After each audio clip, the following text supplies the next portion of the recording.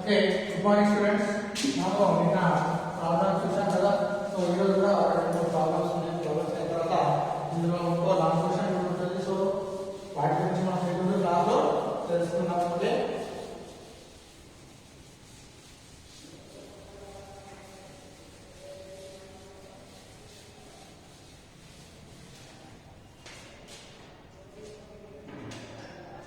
So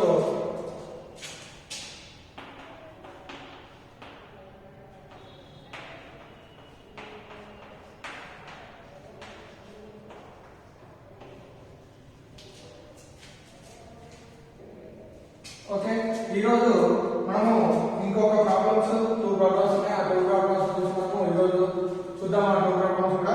so ఆ problem ఏంటో ఈరోజు చూద్దాం. ఫస్ట్ ప్రాబ్లం వచ్చేసి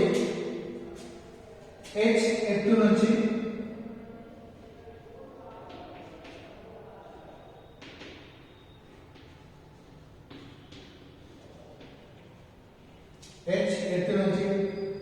స్వేచ్ఛగా కిందికి పడిన వస్తువు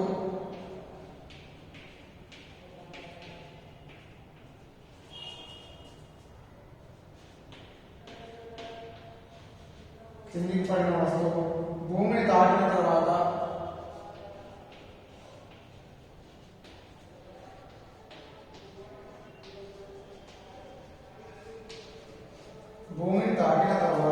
h/2 ఎత్తుకు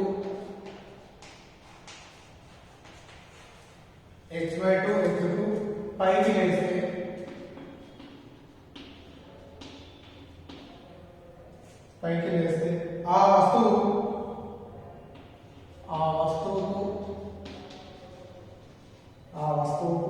భూమికి ప్రత్యావర్తక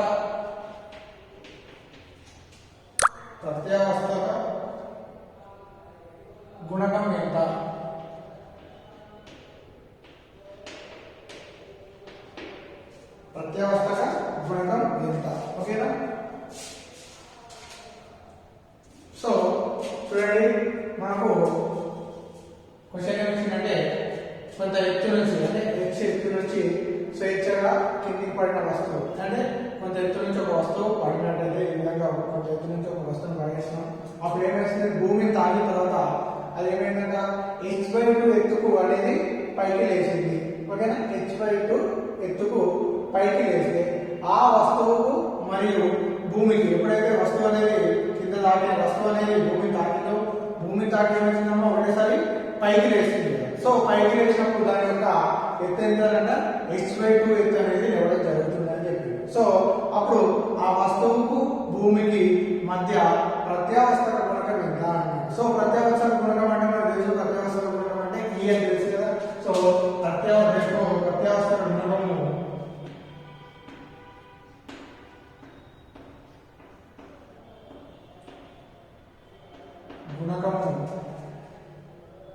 equal to √h2/h h2/h1 formula ఇది. అంటే మనం ఆల్రెడీ వాటి యొక్క ప్రత్యావర్తక గుణకం అంటే మనం ఆల్రెడీ ఒక ఫార్ములా ఉంది. ఏంటిది అంటే అభిఘాతం తర్వాత వస్తువుల యొక్క వేగము, అభిఘాతం తర్వాత వస్తువుల యొక్క వేగాలు మరియు ఏంటిది అభిఘాతం ముందు వస్తువుల వేగాల నిష్పత్తి మనం ప్రత్యావర్తక గుణకం అన్నాడు. కానీ ఇక్కడ ఏమంటాడు, ఎత్తులో మాట్లాడుతున్నాడు కాబట్టి సో ఫస్ట్ h ఎత్తు నుంచి స్వేచ్ఛగా కిందికి పడిన వస్తువు భూమిని తాకిన తర్వాత h/2 ఎత్తుకు పైకి లేస్తుంది అన్నాడు. కాబట్టి ఆ వస్తువు యొక్క భూమి యొక్క ప్రత్యావర్తక గుణకం ఎంత అంటే ఆ భూమి యొక్క అంటే అక్కడ ప్రత్యావర్తక గుణకం ఈక్వల్ టు ఫార్ములా అనేది √h2/h1. కానీ ఇక్కడ మనకు h2 అంటే ఏమిచ్చిండు, h2 ఈక్వల్ టు మనకు ఆల్రెడీ ఇదేమో h1 అనుకున్నాము. దీన్ని h ఈక్వల్ టు ఇక్కడ h ఈక్వల్ టు h1. ఓకేనా? అదేవిధంగా h2 ఈక్వల్ టు ఎంత ఎత్తుకు అంటే భూమి తాకిన తర్వాత ఎంత చేసింది h/2 అనేది లేవడం జరిగింది కదా. సో భూమి తాకిన తర్వాత లేచిన ఎత్తు ఏమంటున్నాము h2 అంటున్నాము.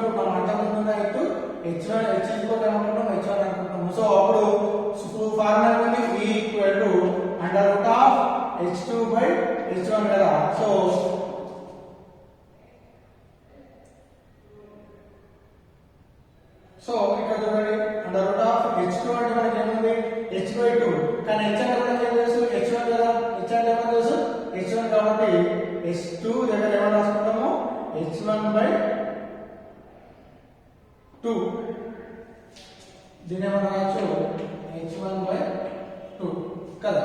సో అప్పుడు ఏమవుతుంది h2 దగ్గర ఏం రాస్తున్నాము h2 దగ్గర h1/2 రాస్తున్నాము, మిగిలింది h1 కదా, అనగా h1/2 h1. సో ఇట్లా రాసుకున్నట్లయితే ఏ విధంగా రాయొచ్చు అంటే h1/2 ఇంటూ ఇది ఏం లేదంటే కింద 1 ఉన్నట్టు కదా, సో 1/h1 అంటే సో అప్పుడు ఏమవుతుంది ఈ h1 క్యాన్సిల్ అయితే ఏమవుతుంది ఏమవుతుంది 1/2. కానీ రూట్ 1 వాల్యూ ఏమైతే 1 అయితే కాబట్టి అత్యవసర గుణకం e ఈక్వల్ ఏమైతే √1/2 అంటే 1 రూట్ 1 ఏమైతే 1 అయితే కాబట్టి 1 మిగిలినది √2. సో అత్యవసర గుణకం ఎంత అవుతుంది భూమికి మరియు ఏంటిది పైకి భూమికి ఏమంటారు ఆ వస్తువుకు మరియు భూమికి అత్యవసర గుణకం ఎంత అంటే దేనికో ఆ వస్తువుకు భూమికి మధ్య ప్రత్యావర్తక గుణకం ఈ ప్రదర్శనము 1/2. సో ఇది ఆ భూమికి మరియు ఆ వస్తువుకు మరియు ఆ భూమికి మధ్య ప్రత్యావర్తక గుణకం తీసుకున్నట్లయితే ఈ ఈక్వల్ వస్తుంది 1/2. చూడండి మరోసారి చూడండి వచ్చేస్తున్న శేషాలు కింది పడుతుంది. సో కింది పడుతున్న వస్తువు భూమి తాకి ఎంత ఎత్తు వేసింది, కొంత ఎత్తుకు లేవడం జరిగింది, ఆ ఎత్తు ఇచ్చిండు h/2 ఇచ్చిండు. సో మనకు ప్రత్యావర్తక గుణకం e ఈక్వల్ టు ఫార్ములా ఏంటంటే h2/h1 ఓకేనా, h2/h1. సో ఆల్రెడీ ప్రత్యావర్తక ఈ ఎత్తులో ఏ విధంగా వచ్చిందని నిన్న ప్రాబ్లం ఒకటి తెలుసుకున్నాం. కొంత ఎత్తు నుంచి పడుతున్నట్టయితే h1 h2 సమీకరణం రావడం లేదా అంత మనకి e ఈక్వల్ టు ఫార్ములా ఉంది h2/h1 అనేది రావడం జరుగుతుంది కదా. సో ఈ విధంగా e equal to h2/h1 formula. So ఇక్కడ h2 అంటే రెండవ ఎత్తు, h2 ఏంటి భూమి తాకిన తర్వాత లేవే ఎత్తు h2 గా తీసుకుంటే అదైతే h/2. అదే విధంగా h1 అంటే h1 ఈక్వల్ టు మనం ఏమో తీసుకుంటాం ఆలోచన ఇచ్చినటువంటి h ఎత్తును తీసుకుంటాం. సో h2 ఈక్వల్ టు ఏమన్నా h/2 కానీ h ఈక్వల్ టు మనకి ఏం తెలుసు h1 కాబట్టి h దగ్గర h1 ప్రతిక్షేపిస్తే అప్పుడు ఏమవుతుంది h1/h2 equal to therefore h2 equal to ఏమవుతుంది h1/2 కదా. h2 ఈక్వల్ టు ఏమవుతుంది h1/2. ఈ h2 మళ్ళీ మనకు ఉన్నటువంటి సమీకరణంలో ప్రతిక్షేపిస్తే e ఈక్వల్ h2/h1 అంటే h2 అంటే ఏమవుతుంది h1/2 కాబట్టి h1/2/h1 ప్రతిక్షేపిస్తాం. సో h1/2 దీన్ని పంపిస్తే ఏమవుతుంది కింద ఏమవుతుంది 1/h1 అవుతుంది. ఈ h1 మిగిలింది 1/2 మిగులుతుంది. సో √1/2. సో అంటే రెండింటి రూట్ వర్తిస్తుంది కాబట్టి 1 కు రూట్ ఏమైతే √1 అయితే 1 అవుతుంది. సో 1/√2 అవుతుంది. సో భూమికి మరియు ఆ యొక్క వస్తువుకు మధ్య ప్రత్యావర్తక గుణకం తీసుకున్నట్టయితే ఏమొచ్చిందన్నా e ఈక్వల్ టు 1/√2 అనేది రావచ్చు. ఈ విధంగా నుంచి తీసుకున్నటువంటి వస్తువు భూమి దాని తర్వాత పైకి వేసినట్టయితే ఆ భూమికి మరియు వస్తువు మధ్య ప్రత్యావర్తక గుణకం అనేది e ఈక్వల్ ఫార్ములా అనేది 1/√2. ఓకేనా, క్లియర్. అండ్ ఇంకొక ప్రాబ్లం ఉంది, ఆ ప్రాబ్లం లో చూసుకుందాం. ఓకే,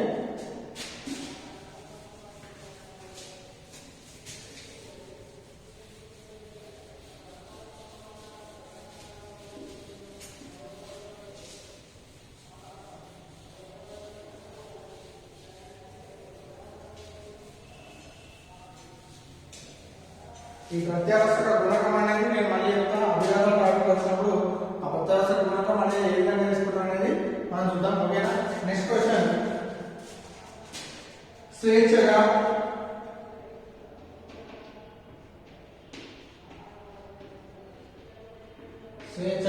10 మీటర్ల ఎత్తు నుంచి 10 మీటర్ల ఎత్తు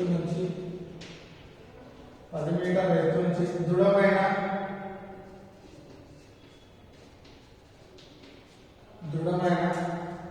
క్షితిజ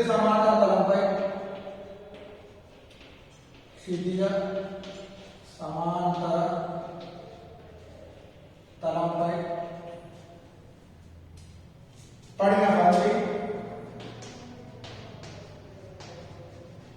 పడిన బంతి అనేక సార్లు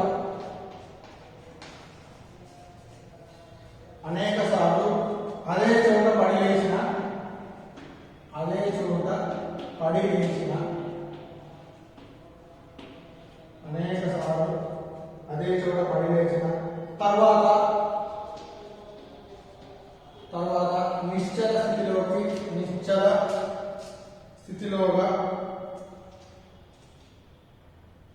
నిశ్చల స్థితికి వచ్చేలోగా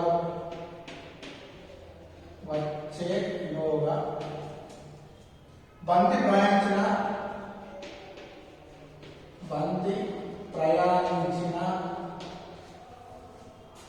మొత్తం దూరం ఎంత?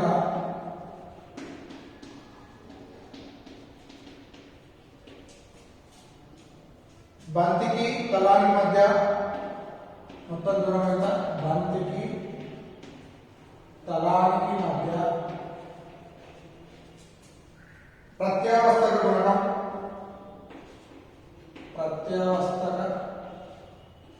గుణకం 1/2 అనుకోండి.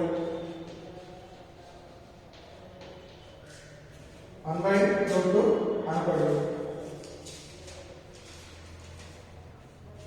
ఓకే, సో చూడండి, స్వేచ్ఛగా 10 మీటర్ల ఎత్తు నుంచి దృఢమైన క్షితిజ సమాంతర తలంపై, అంటే క్షితిజ సమాంతర తలంపై అంటే ఒక తలం తీసుకున్నాం, భూమి క్షితిజ సమాంతరంగా భూమికి సమాంతరంగా అంటే ఒక తలంపై పడిన బంతి అంట. ఇప్పుడు ఫర్ ఎగ్జాంపుల్ ఇక్కడ ఉంది కదా, సో ఇది క్షితిజ సమాంతర తలం. ఒక బంతి ఏం చేస్తుంది?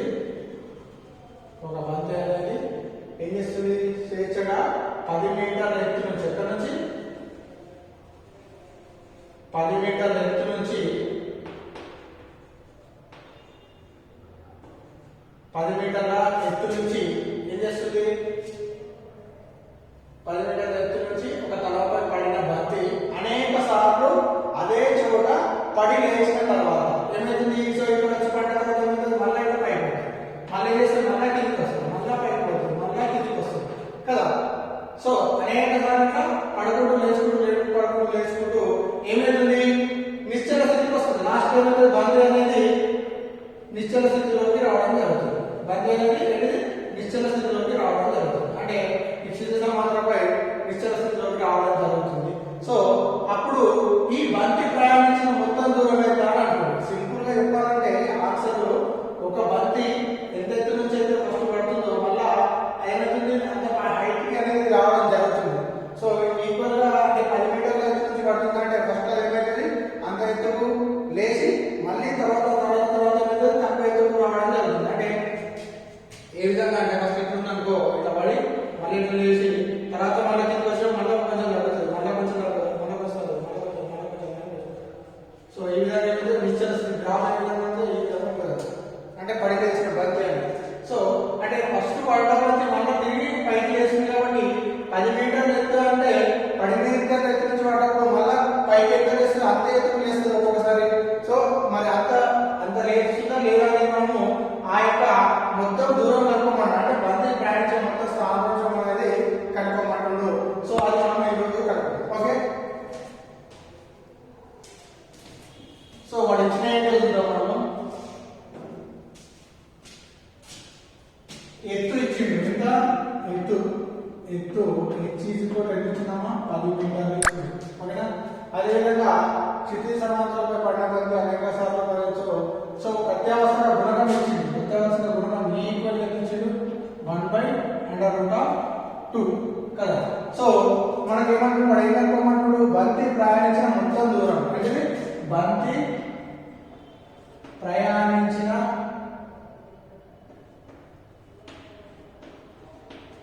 మొత్తం దూరం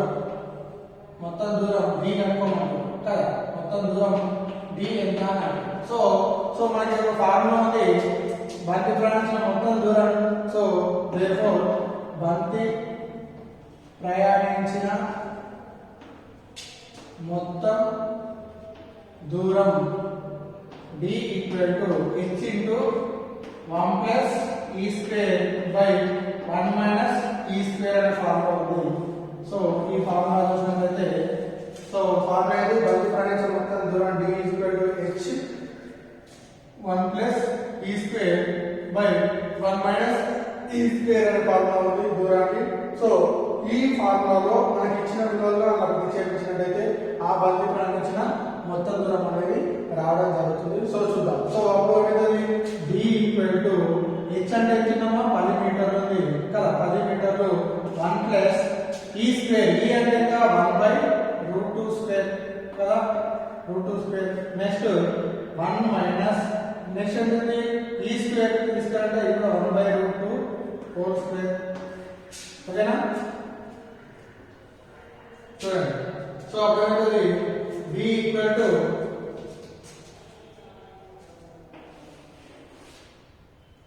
సో d ఈక్వల్ టు అప్పుడు ఏమవుతుంది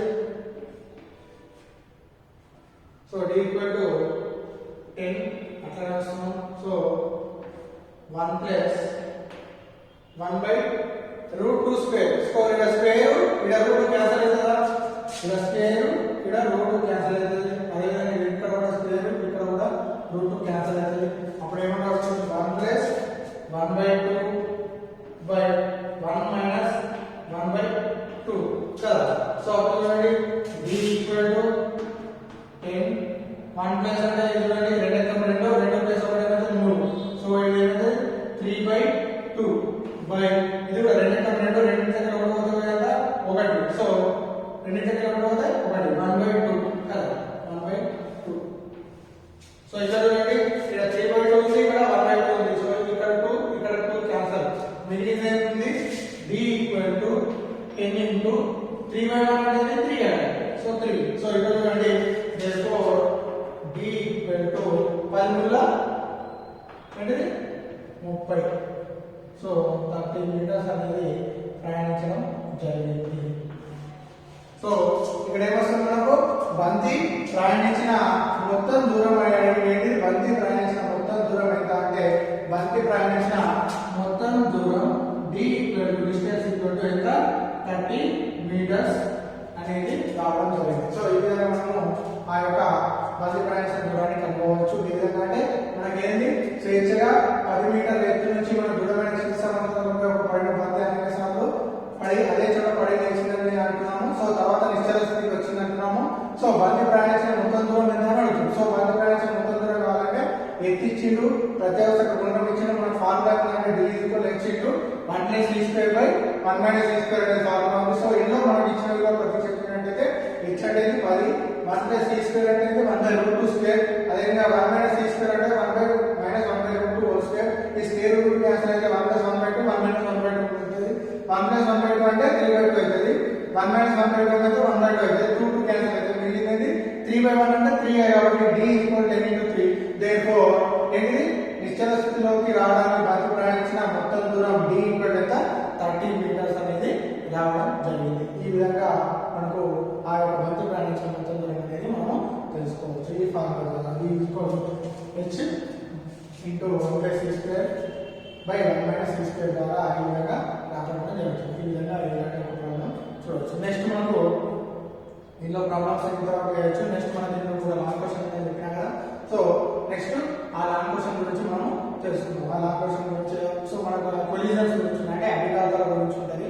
సో మనకు ఆల్రెడీ లాంగ్ క్వశ్చన్ 2 లాంగ్ క్వశ్చన్లు వచ్చినాయి, ఇంకొక లాంగ్ క్వశ్చన్ ఉంటాయి కాబట్టి దాని గురించి అందులో ఉన్న టాపిక్స్ గురించి ఇప్పుడు మనం డిస్కషన్ చేద్దాం. ఓకే ఈ ప్రాబ్లం అర్థమైంది కదా. Okay right.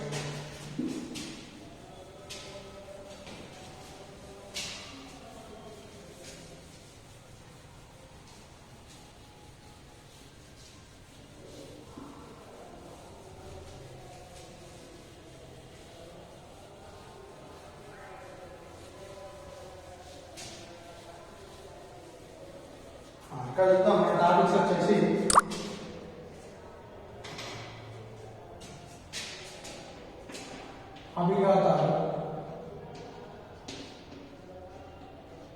అభిఘాతాలు, నెక్స్ట్ ప్రత్యావస్థ గుణకం,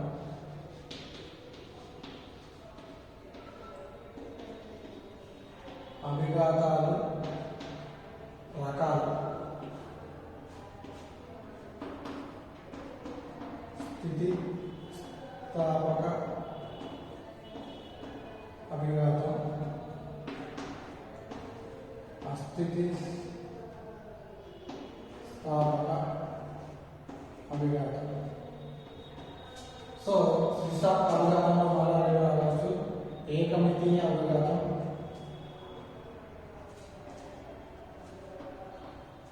నెక్స్ట్ ఏటవాలు ఏకమితీయ స్థితిస్థాపక అభిఘాతం, తర్వాత ఏటవాలు స్థితి స్థాపక అభిఘాతం.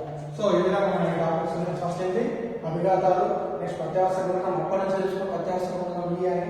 సో నెక్స్ట్ అభిఘాతాలు తెలుసుకున్న తర్వాత అభిఘాతాలు రెండు రకాలు ఒకటి స్థితిస్థాపక అభిఘాతం, స్థితిస్థాపక అభిఘాతం. నెక్స్ట్ ఈ స్థితిస్థాపక అభిఘాతంలో మన ఏకమితీయ స్థితిస్థాపక అభిఘాతం, ఏడవ స్థితిస్థాపక అభిఘాతాలు ఉంటాయి. సో వీటి గురించి మనం తెలుసుకుందాం. సో మన ఫస్ట్ టాపిక్ వచ్చేసి ఏంటిది అభిఘాతం.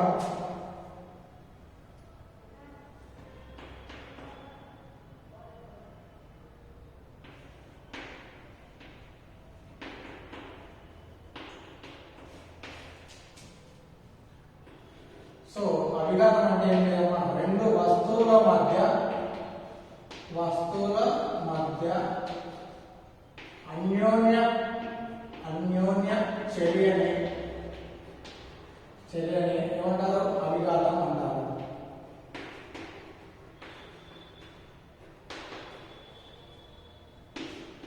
సో అభిఘాతం అంటే ఏంటమ్మా, రెండు వస్తువుల మధ్య ఉన్నటువంటి అన్యోన్య చర్యని ఏమంటున్నాము అభిఘాతం అంటారు. రెండు వస్తువుల మధ్య ఉన్న అన్యోన్య చర్యని అభిఘాతం అంటారు. సార్ మరి రెండు వస్తువుల మధ్య అన్యోన్య చర్య ఏంటి సార్ అంటే ఇంకో రకంగా చెప్పాలంటే అభిఘాతం అంటే రెండు వస్తువుల మధ్య రెండు వస్తువులు ఢీకొనడం, అంటే రెండు వస్తువులు ఒకదానికొకటి ఢీకొన్నప్పుడు ఏమంటే ఢీకొనడం అంటే ఢీకొనడాన్ని ఏమంటున్నాం అభిఘాతం. అంటే రెండు వస్తువులు ఒకదానికొకటి ఢీకొన్నప్పుడు ఏమవుతుంది, రెండు వస్తువులు ఒకదానికొకటి ఢీకొన్నప్పుడు ఆ వస్తువుల్లో స్వల్ప కాలంలో ఆ వస్తువుల ద్రవ్యవేగంలో మార్పు రావడం జరుగుతుంది.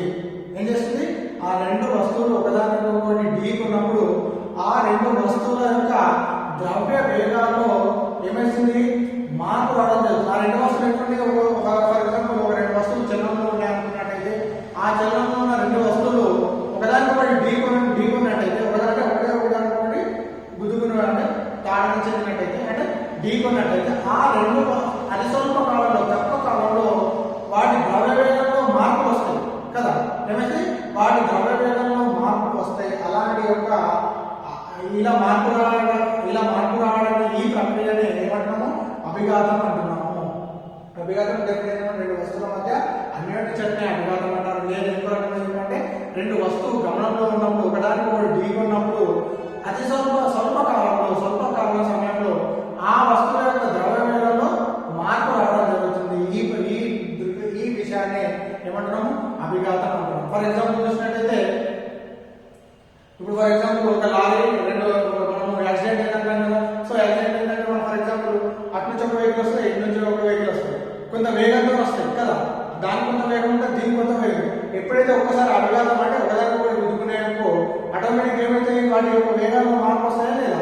సో అలా వేగాల్లో మార్పు కూడా రావడం జరుగుతుంది. అలాంటి వాటిని కూడా ఏమన్నాము అభిఘాతం అంటున్నాం. లేదా ఇంకో రకంగా చెప్పాలంటే ఒక వస్తువు చలనంలో ఉన్నప్పుడు ఇంకో వస్తువును ఢీకొన్నప్పుడు ఏంటిది, ఒక వస్తువు చలనంలో ఉన్నప్పుడు ఇంకో వస్తువును ఢీకొన్నప్పుడు అందులో ఆ వస్తువులో ఏమైతుంది శక్తి నష్టం జరుగుతుంది. శక్తి నష్టం జరుగుతుంది. ఈ భౌతిక ప్రక్రియని ఏమంటున్నాము అభిఘాతం అని అంటున్నాము. ఈ విధంగా మూడు డెఫినేషన్ చెప్పొచ్చు. ఫస్ట్ డెఫినేషన్ ఏమంటున్నాము రెండు వస్తువుల మధ్య అన్యోన్య చర్యని ఏమంటున్నాము అభిఘాతం అంటున్నాము. లేదా రెండో డెఫినేషన్ ఏం చెప్తున్నాము, రెండు వస్తువులు గమనంలో ఉన్నప్పుడు లేదా చలనంలో ఉన్నప్పుడు ఒకదానికొకటి ఢీకొన్నప్పుడు వాటి ముఖాముఖిగా ఢీకొన్నప్పుడు వాటి ద్రవ్యవేగంలో ఏమవుతుంది మార్పు వస్తుంది. ఈ ప్రక్రియ ఏమంటున్నాము దీన్ని కూడా అభిఘాతం అని అంటున్నాము.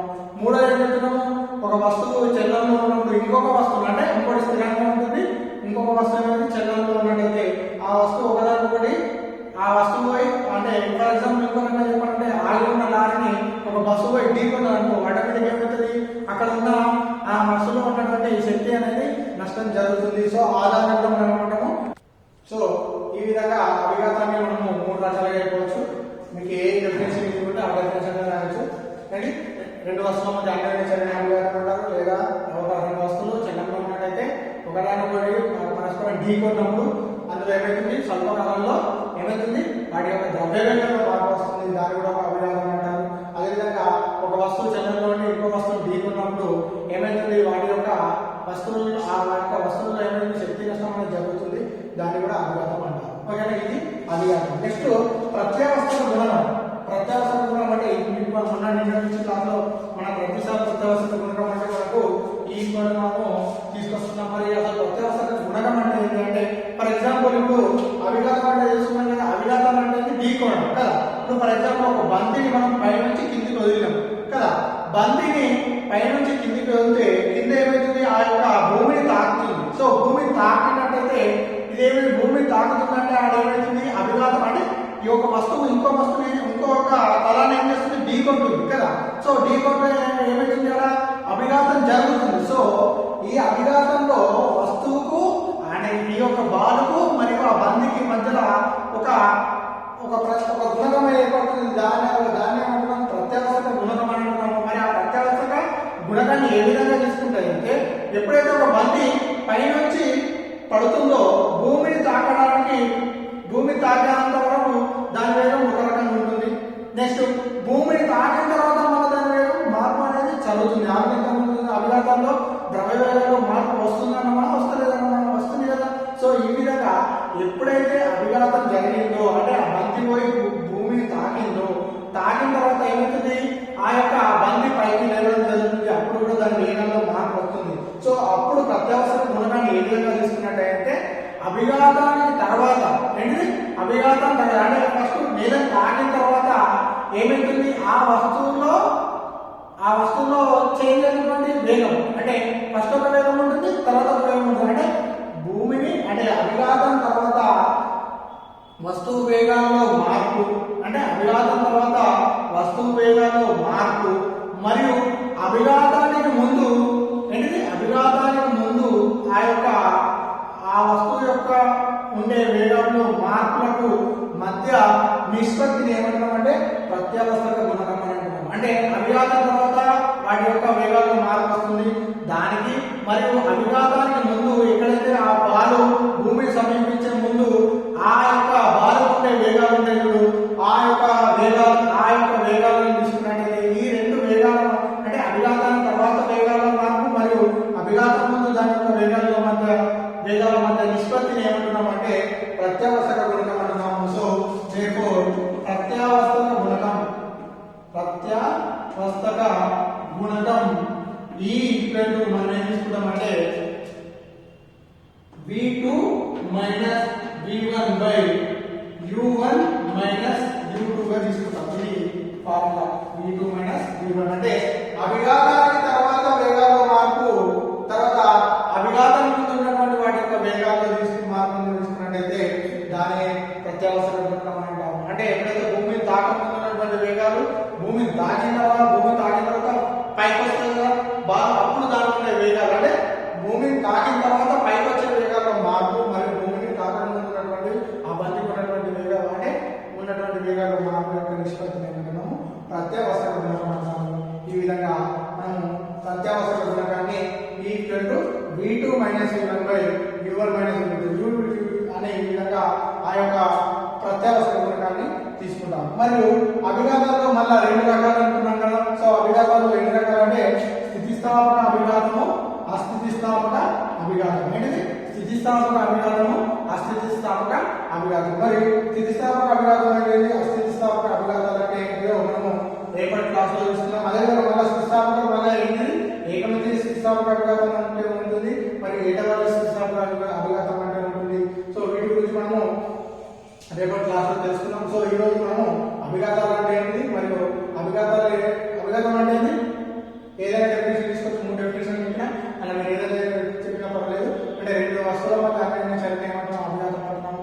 లేదా ఇంకో రకంగా చెప్పాలంటే రెండు వస్తువులు చలనంలో ఉన్నప్పుడు ఏంటి, రెండు వస్తువులు ఒకదానికొకటి ఢీకొన్నప్పుడు చలనంలో ఉన్నప్పుడు ఒకదానికొకటి ఢీకొన్నప్పుడు వాటి స్వల్పకాలంలో వాటి ద్రవ్యవేగంలో మార్పు వస్తుంది, దాన్ని కూడా అభిఘాతం అంటారు. లేదా ఒక వస్తువు చలనంలోని ఇంకో వస్తువు ఢీకొన్నప్పుడు ఆ యొక్క వస్తువులో ఏమైనా శక్తి నష్టం అనేది జరుగుతుంది, దాన్ని కూడా ఏమంటున్నాము అభిఘాతం అంటున్నాము. నెక్స్ట్ ప్రత్యవస్థక గుణకం అంటే ఈ డెఫినేషన్ అంటే అభిఘాతం తర్వాత వాటి యొక్క వేగాల మార్పు మరియు అభిఘాతం ముందు వాటి యొక్క వేగాల మార్పు మధ్య నిష్పత్తిని ఏమంటున్నాము ప్రత్యవస్థక గుణకం అనేది అంటున్నాము. అభిఘాతాలు రెండు రకాలు, స్థితిస్థాపక అభిఘాతము, అస్థితిస్థాపక అభిఘాతం గురించి మనం రేపు క్లాసులో తెలుసుకుంటాం. Okay right, thank you.